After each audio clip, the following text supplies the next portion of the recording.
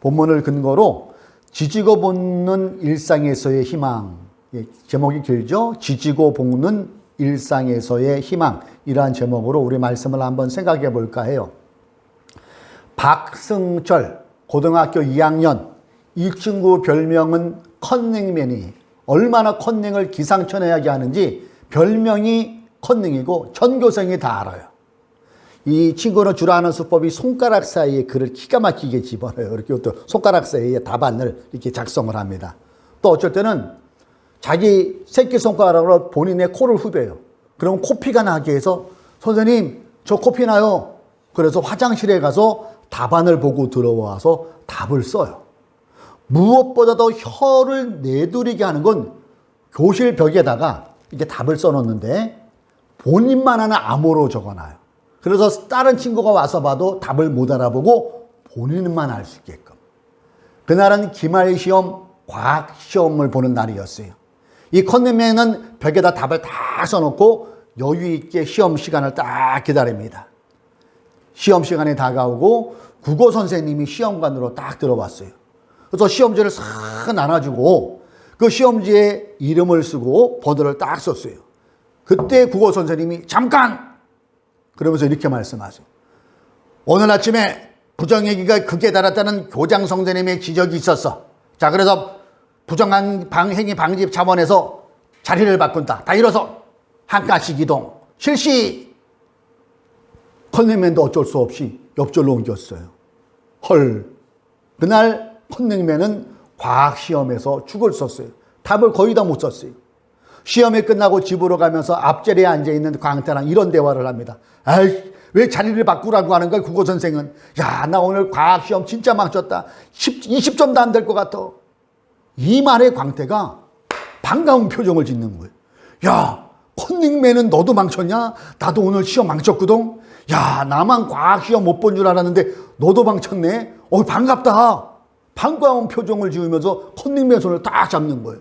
그러면서 이렇게 말해요. 야, 이게 동병상련 아니겠니? 내가 떡볶이 살게. 가자. 과학시험 망친 두 학생은 똑같이 시험을 마쳤다는 공감대가 형성된 거예요. 이게 서로에겐 위로가 되었고 그때부터 이 둘 사이는 더 친해져서 중년이 된 지금도 그 우정을 유지하고 있다고 합니다. 오늘은 우리가 계속해서 지난 시간에 이어서 야곱을 살펴보는 시간이에요. 야곱이 하나님의 은혜, 더 나아가 12지파의 조상이 된 그 이유는 갈망, 열망에서 비롯되었다고 우리는 지난 시간 살펴보았습니다. 오늘은 이와 더불어 야곱의 내면 속에 있는 욕망, 거짓, 탐욕, 이기심, 이러한 것들을 통해서 다가오는 희망에 대해서 생각을 해볼까 합니다. 야곱을 통해 생각해보는 희망.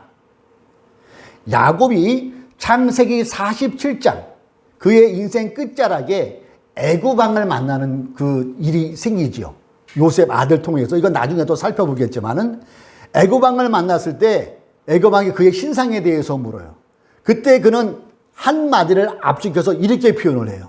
왕이시여, 내가 험악한 세월을 보냈습니다. 험악한 세월을 보냈습니다. 이 안에는 그의 지지고 볶고한 우여곡절을 많이 겪은 그의 삶이었다는 것을 함축하고 있는 고백이지요. 이처럼 야곱이 지지고 볶는 인생이었지만은 그는 하나님의 은혜를 누렸고요. 오늘도 문화와 환경만 다를 뿐이지 우리도 야곱처럼 지지고 볶는 일상을 우리 또한 살아가고 있다는 거예요. 그래서 우리에게는 컨닝맨과 강태가 과학시험을 망친 게 동감대로 작용하고 위로가 된 것처럼 야곱 속의 내면에 있는 속임수, 거짓, 탐욕, 이것이 절전된 야곱의 일생을 보면서 오히려 우리는 위로를 얻을 수 있고 더 나아가 희망을 얻을 수 있다는 것이죠. 여러분 한번 생각해 보세요. 야곱과 내 자신을 비교해 보세요. 제가 두 가지만 물어볼게요. 여러분은 야곱처럼 팥죽 한 그릇으로 형을 속일 수 있습니까? 제가 볼 때는 못 속일 것 같아요. 아니면은 눈이 침침한 아버지를 속여서 자기가 형 에서라고 속여서 그 장자권을 빼들 수 있다고 생각하십니까? 태연하게 거짓말할 수 있을까요? 그런 강심자의 소유자가 있을까요? 제가 볼 때는 없을 것 같아요. 그러니까 이런 면으로 보면 우리가 야곱보다 나은 구석도 있다는 것 아니겠어요? 그런 면에서 본다면 그런 야곱이 이스라엘의 12지파의 조상으로 우뚝 설 수 있었다면 오늘을 사는 우리도 하나님을 경외하는 신앙이 우리에게 있고 하나님을 우리가 믿는다면, 예수님을 믿는다면 저와 여러분 역시 하나님의 크신 은혜를 소유할 수 있겠다는 희망이 있다고 생각할 수 있다는 것이죠. 우리가 28장을 읽고 29장과 30장을 건너서 31장으로 넘어왔는데요. 29장과 30장의 내용을 여러분 살펴보시면 야곱의 가정사가 비교적 상세하게 기록되어 있어요. 29장과 30장. 이 야곱은 아버지 이삭과 리브가가 있는 그 브엘세바 지역에서 형 에서의 낯을 피해서 도망온 거잖아요. 그 키로수가 약 700km에서 800km 되죠. 한 달 이상은 걸어왔을 것 같아요.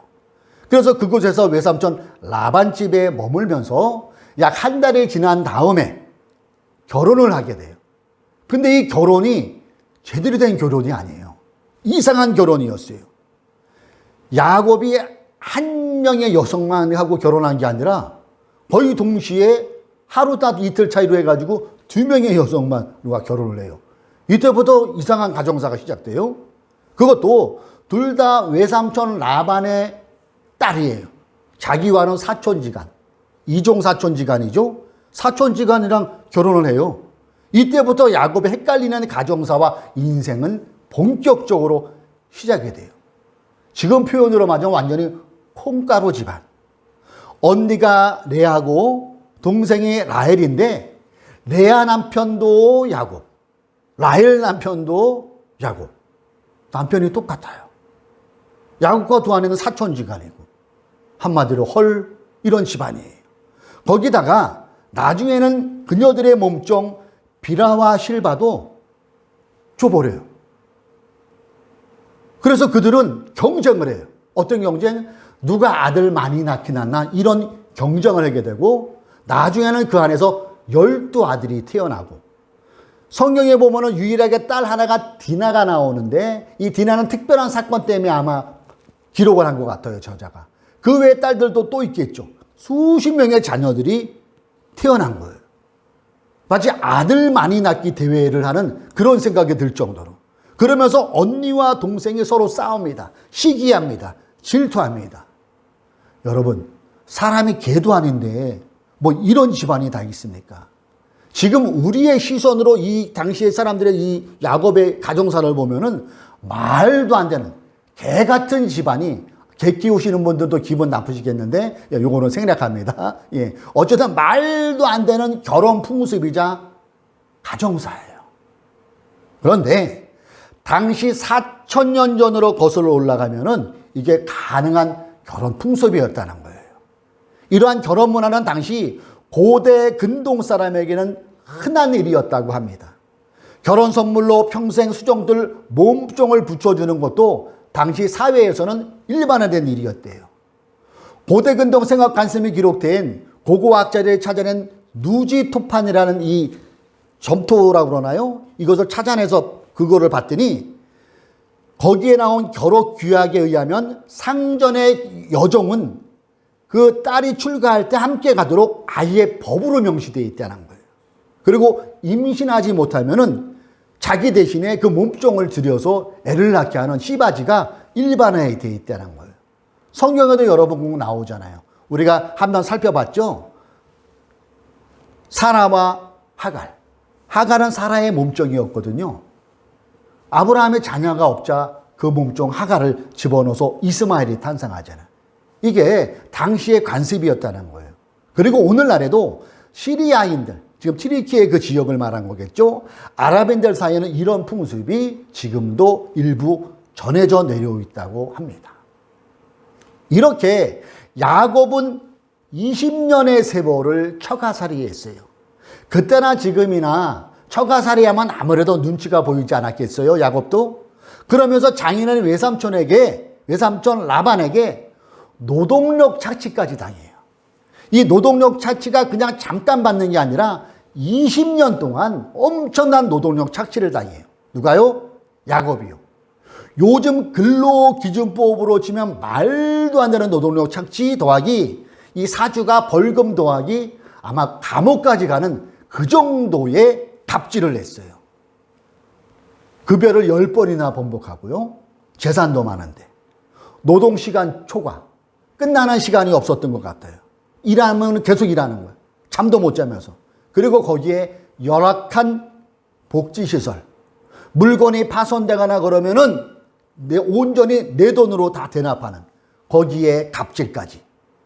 이게 오늘 우리가 읽은 본문에 고스란히 나와 있는 거예요. 자, 38절을 한번 여러분 보세요. 제가 무려 20회를 장인어른과 함께 지냈습니다. 그동안 장인어른의 양떼와 염소떼가 한 번도 낙태한 일이 없고 제가 장인어른의 가축대에서 수장 한 마리도 잡아다가 먹은 일이 없습니다.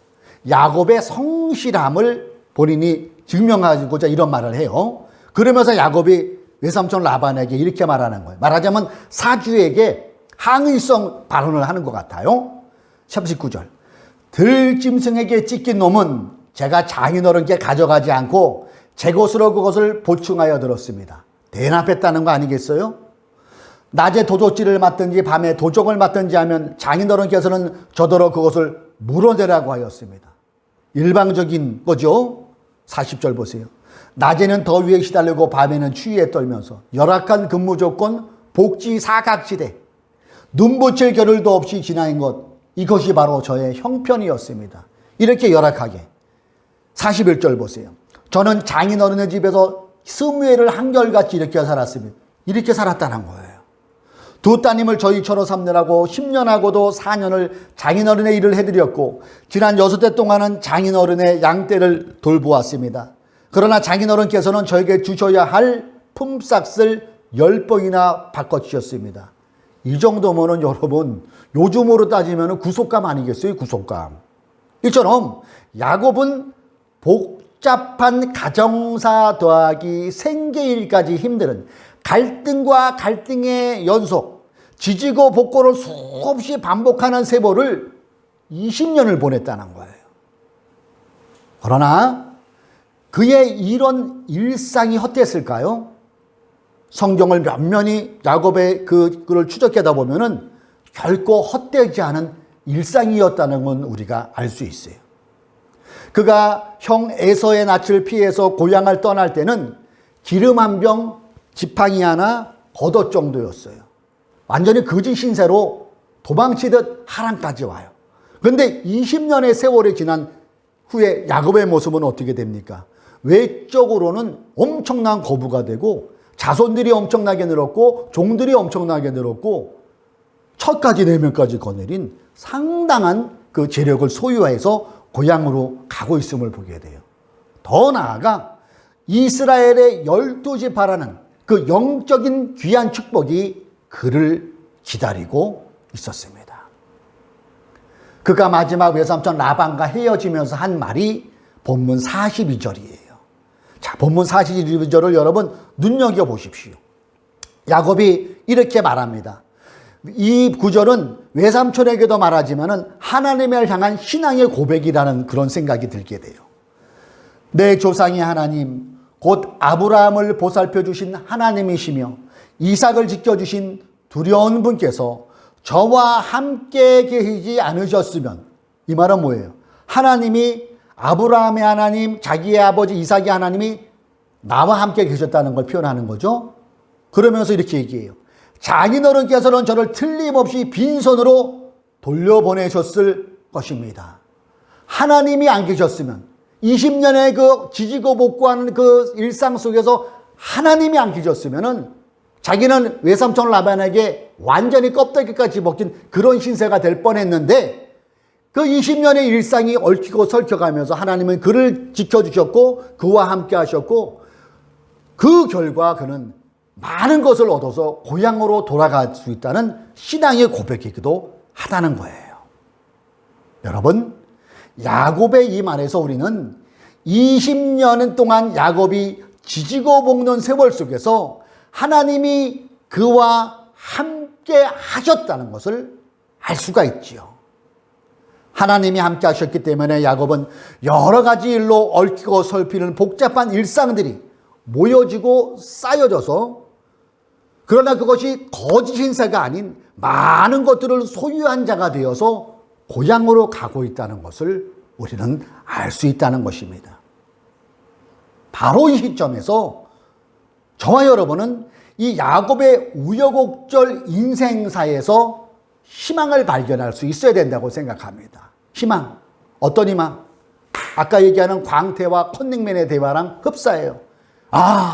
야곱은 나보다 더 형편없는 인간이었네. 그러면서 안도감 속에서 다가오는 희망.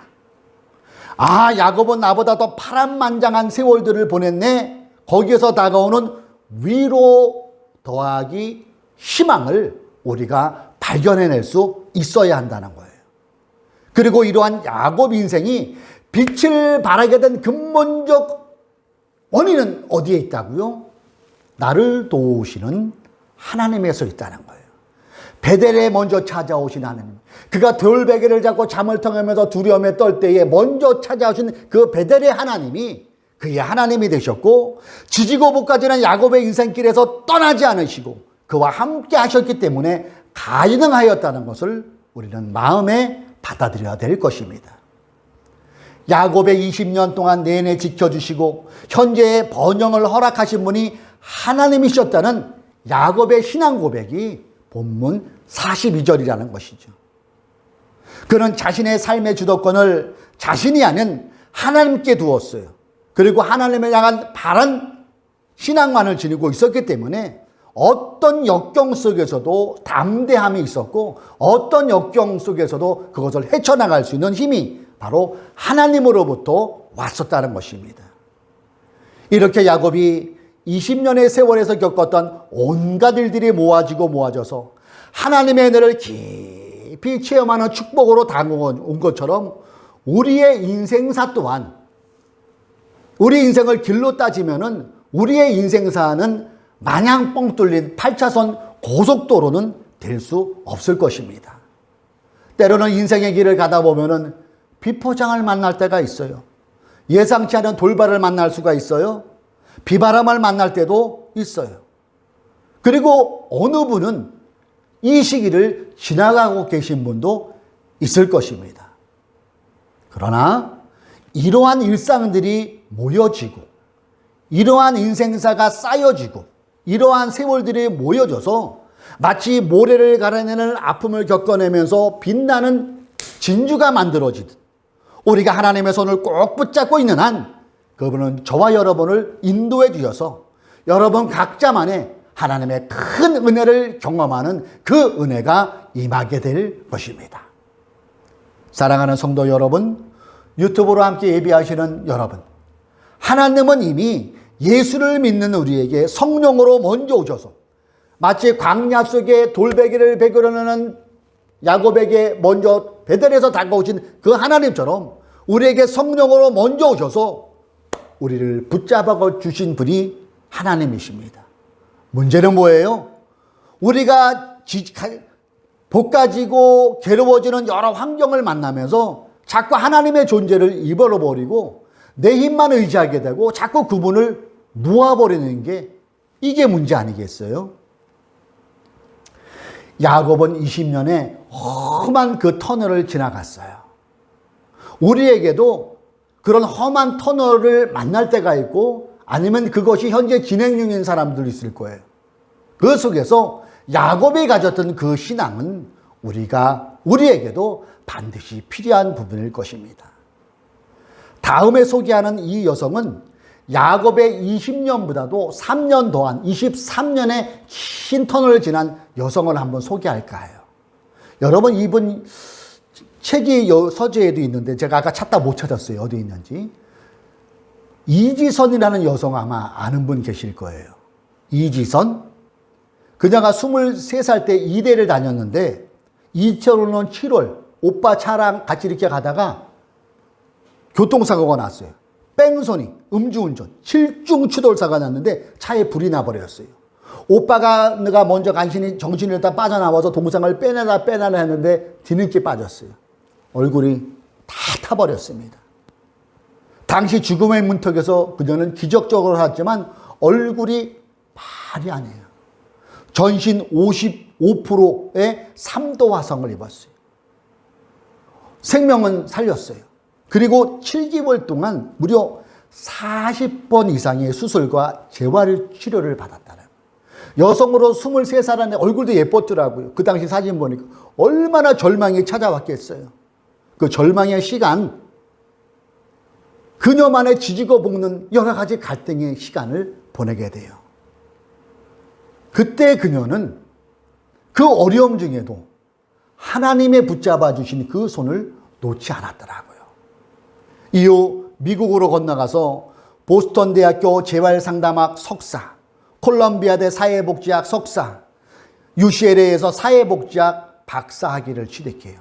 그 세월이 12년의 미국 유학 생활을 하고 2017년 3월부터 한동대학교 상담심리 사회복지학 교수로 강의하면서 자신이 배웠던 학문을 학생들에게 나눠주고 있어요. 그녀가 고통 중에 유학 가기 전에 쓴 책이 지선아 사랑해, 베스트셀러죠. 이는 절망의 순간 그를 일으켜 세운 말이었어요. 지선아 사랑해. 마치 오늘 야곱이 아브라함의 하나님, 이삭의 하나님, 나의 하나님이 되었던 그분이 안 계셨다면 이 고백과 일맥상통하는 거죠. 지선아 사랑해. 하나님이 그를 붙잡아 주셨다는 거예요. 그리고 그는 가족과 친구를 통해 희망을 얻어요. 주변에 좋은 분들이 많이 있었나 봐요. 그리고 자신이 찾은 사랑을 사람들께 전하는 두 번째 인생을 살고 있어요. 그리고 지선아 사랑해는 본인이 사고 당한 그 당시의 상황을 기록한 책이라면은 약 20년 뒤에 또 하나 책을 내요. 이 책이 꽤 괜찮은 해피엔딩이라는 책이에요. 사고 뒤 20년이라는 시간이 이른 후 그때를 회상하면서 자신의 인생을 다시 쓰기 시작한 책이에요. 그런 책 속에서 이렇게 표현해요. 사고를 당했다가 아닌 사고를 만났다고 표현하고 있더라고요. 사고를 당한 게 아니라 사고를 만났다. 당한 거랑 만났다는 단어의 차이지만은 그 삶은 엄청난 신앙 고백이 묻혀져 있는 거죠. 즉 야곱이 외삼촌 라반을 만났던 것처럼, 이지선 교수가 사고를 만났던 것처럼 우리 역시 각자의 일상에서 여러 가지 지지고 볶아지는 갈등과 예상치 못한 사건들을 당하는 것이 아니라 만날 대로 우리는 해석할 수 있어야 된다는 거예요. 그래서 야곱이 고백한 내 조상의 하나님, 곧 아브라함을 보살펴 주신 하나님이시며 이삭을 지켜주신 두려운 분께서 저와 함께 계셨다는 야곱의 고백이 오늘 이 시간 저와 여러분의 고백이 될 수 있기를 축복합니다. 그리고 야곱의 우여곡절 인생사에서 우리는 희망을 건져 올려야 돼요. 어떤 희망이라고요? 야곱도 어찌 보면 나보다 더 형편없는 인간이었지만은 거기에서는 동질감, 안도감, 그 속에서 다가오는 희망을 우리가 붙잡을 수 있어야 된다는 거예요. 야곱은 나보다 더 파란만장한 젊은 날이 있었겠구나 에서 다가오는 위로와 함께 오는 희망. 이것을 우리가 잡을 수 있을 때 오늘 성령님께서 우리 하늘뜻 푸른 교회에 주시는 메시지로 우리는 받을 수 있다는 것이죠. 히브리서 13장 8절은 이렇게 기록합니다. 예수 그리스도께서는 어제나 오늘이나 영원히 한결같은 분이십니다. 개역개정은 어제나 오늘이나 영원토록 동일하시다고 표현하고 있죠. 한결이 뭐예요? 날씨에 상관없이, 경제에 상관없이, 환경에 상관없이, 기분에 상관없이 일정하다는 거잖아요. 마치 저녁 되면 해가 지는 분, 아침이 되면 해가 뜨시 일정하신 분, 변함없는 분이 우리 하나님이시라는 거예요. 야곱에게 한결같으시는 그 하나님이 오늘을 살아가는 우리에게도 한결같이 성령으로 와 계세요. 그분께서는 한결같은 분께서는 세상 끝날까지 우리와 함께 하신다고 또한 약속을 하고 계세요. 사랑하는 성도 여러분, 우리는 삶의 일상을 살아가면서 지지고 볶고 겪는 여러 가지 일들이 왜 많이 없겠어요. 그러나 오늘 야곱을 통해서 우리는 희망을 발견해요. 그리고 그분을 언제나 기억하면서 기도와 말씀으로 그 보선을 꼭 우리가 붙잡고 있는 한 지금의 우여곡절이 이 여러 가지 상황이 오히려 변하여서 여러분 각자에 딱 맞는 멋진 진주로 빚어내는 그런 삶을 살아가시기를 주님의 이름으로 축원합니다. 그래서 오늘 제목이 지지고 볶는 일상에서의 희망이에요. 야곱을 통해서 여러분, 하나님께서 우리 하늘도 푸른 귀에 주시는 그 희망, 예수 그리스도를 통한 그 희망, 하나님은 변함없다는 것으로 다가오는 그 희망을 우리가 부여잡음으로 이제 남은 2023년 그리고 남은 우리의 인생을 멋지게 빚어내는 저와 여러분 되시기를 주님의 이름으로 축원합니다. 기도하겠습니다.